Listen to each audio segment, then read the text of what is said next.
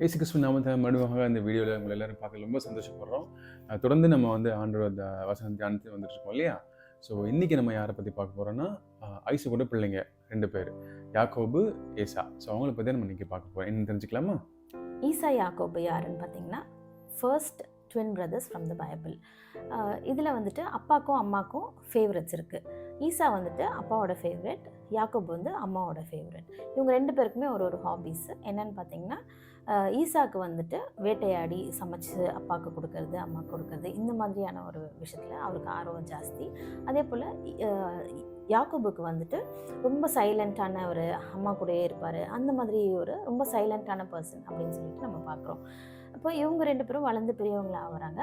அப்போ அப்பாவுக்கு வந்துட்டு கண் பார்வை கொஞ்சம் மங்கி கண் பார்வை அந்த அளவுக்கு தெரியாமல் இருக்குது.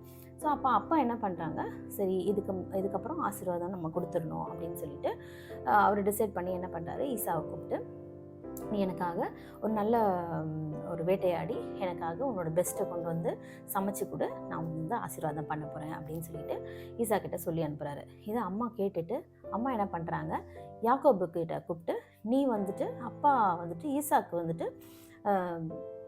ஆசீர்வாதம் பண்ண போகிறாரு, நீ அதுக்கு முன்னாடி என்ன பண்ணு, எனக்கு இங்கேருந்தே ஒரு ஆடை பிடிச்சிட்டு வந்து என்கிட்ட கொடு, நான் அப்பாவுக்கு பிடிச்ச மாதிரி சமைச்சு அவங்ககிட்ட கொடுக்குறேன், நீ போய் ஆசீர்வாதம் வாங்கிது அப்படின்னு சொல்லிட்டு சொல்கிறாங்க. இவர் கண் பார்வை இல்லாததுனால, கம்மியாக இருக்கிறதுனால இவங்க என்ன பண்ணுறாங்க, அது ஈசாவோட ட்ரெஸ்ஸு இதெல்லாமே எடுத்து அவருக்கு போட்டுட்டு அவர் வரதுக்கு முன்னாடி இவங்க சமைச்சு அப்பா கிட்ட கொடுத்து ஆசீர்வாதத்தையும் வாங்கிடுறாங்க.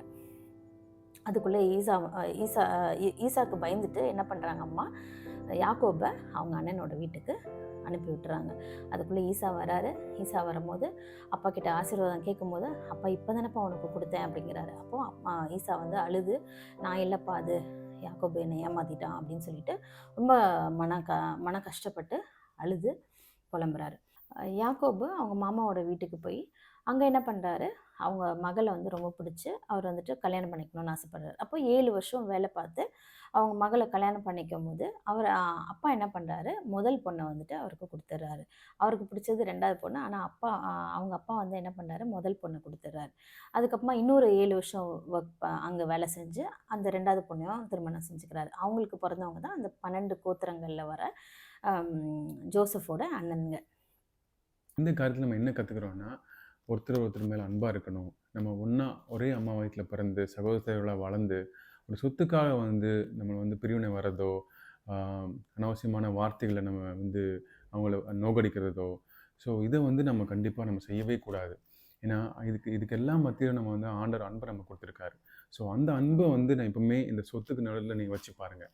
கண்டிப்பாக நம்மளுக்கு இந்த மாதிரி ஒரு காரியம் வராது. என்னதான் யாக்கோபும் ஈசாவும் இந்த மாதிரி ஒரு காரியம் நடந்தாலும் கடைசி நாளில் அவங்க ஒன்றா பார்க்கும்போது அவங்க அன்பை பகிர்ந்துட்டாங்க. ஸோ நம்மளும் அப்படி தான் கடைசியில் எப்படியாச்சும் நம்ம பார்க்க தான் போகிறோம். இந்த மாதிரி ஒரு காரியத்தில் நடக்க தான் போகுது நம்மளுக்கும்.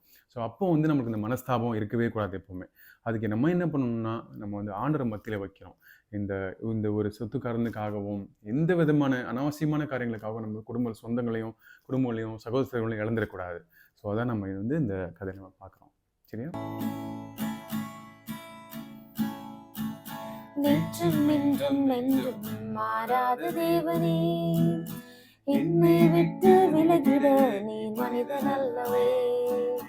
நேற்றும் இன்றும் என்றும் மாறாத தேவனே, என்னை விட்டு விலகிட நீ மனிதன் அல்லவே. காரியங்கள் முடிந்ததும் மனிதன் மாறியதே, ஆனாலும் அன்போ மாறாது. தன் காரியங்கள் முடிந்ததும் மனிதன் மாறியதே, ஆனாலும் அன்போ மாறாது.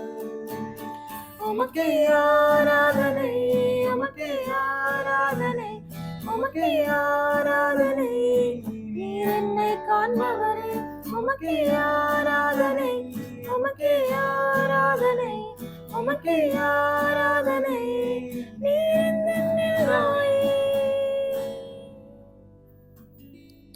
அளவுக்கு அதிகமாக நேசிக்கிற நல்ல தகப்பனே, இந்த நாளுக்காக நன்றி செலுத்துகிறோம். ஆண்டவரே எங்களுக்கு கற்றுக் கொடுத்த பாடம் ஆண்டவரே, ஒருவரோடு நேசித்து அன்பாக இருக்கணும்னு நீங்கள் சொல்லியிருக்காங்கப்பா. நாங்கள் எப்பொழுது ஆண்டவரே உண்மை மத்தியில வைத்து ஆண்டவர் இயேசப்பா நாங்கள் எப்பொழுதும் அன்பாக ஜெபிக்க ஆண்டவர் இயேசப்பா உங்க அன்புக்கு நிகராக இந்த உலகத்துல வேற ஒண்ணும் இல்லைன்னு நாங்கள் விசுவாசிக்கிறோம் ஆண்டவரே. அதை எங்களுக்கு கற்றுக் கொடுத்ததுக்காக நன்றியோடு துதிக்கிறோம். பார்க்குற ஒவ்வொருத்தரையும் ஆசீர்வதிங்க, கேட்குற ஒவ்வொருத்தரையும் ஆசீர்வதிங்க. இயேசு நாமம் ஜெபிக்கிறோம் நல்ல பிதாவே. ஆமென். ஆமென்.